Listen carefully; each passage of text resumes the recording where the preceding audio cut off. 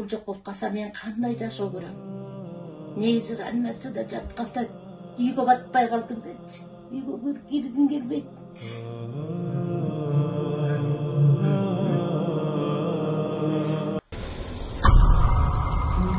Assalamu alaikum rahmatullohi va barakatuh. Hurmatli musulmon tug'anlar, bizning fond dag'i da olsa o'z ishini ulantуда.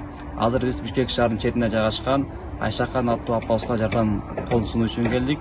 O'zingizlar ko'rib turganlar shunday bir uyda yashab o'tadi. Demak, hozir kelib tanishib ko'raylik.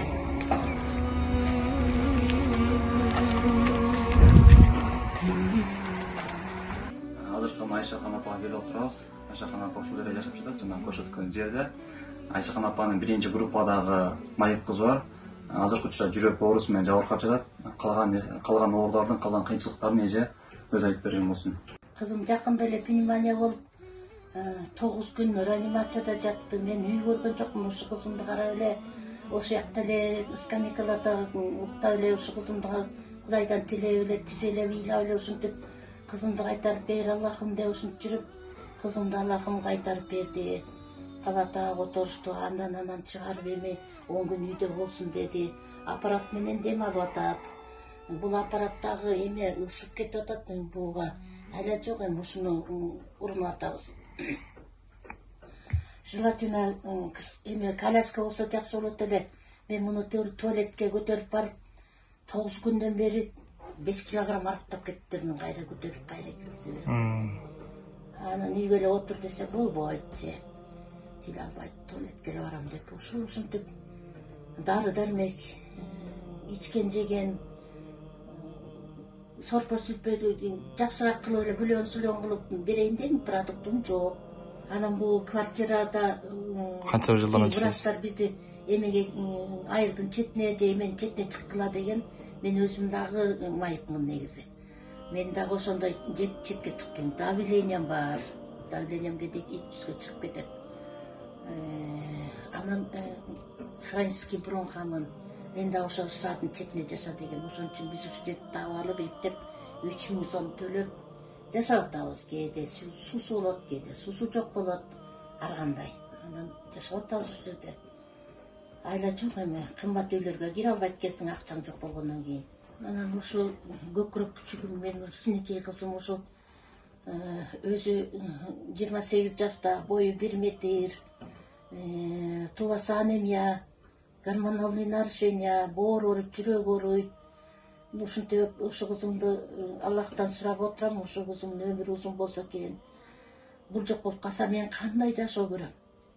Негизи реанимацияда жатканда үйгө батпай калдым менчи. Үйгө киргим келбейт.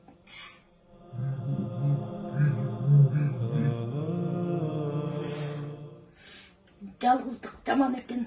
Таң атса деп кетейин реанимацияга деп. Реанимацияда жүрдү.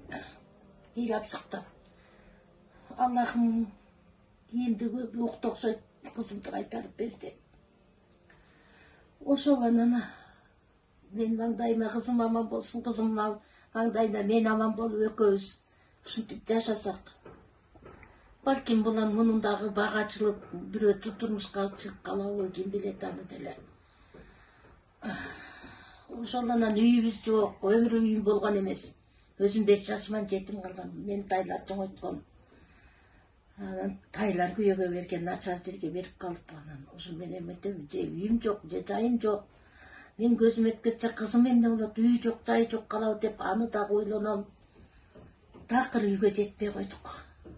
Жок дегенде 4 жарты жер болсо, балдар деле айтып атат, жериңиз бар болсо таш түшүрүп беребиз, шипир беребиз дегендер болуп атат. Цемент беребиз дегендер болуп атат. Бирок жерим да жок, үйүм да жок.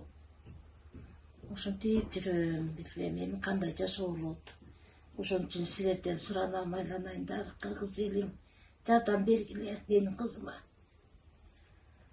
Эмне кылып жардам берсеңер дагы баарына ыраазымын. Мен ыраазымын.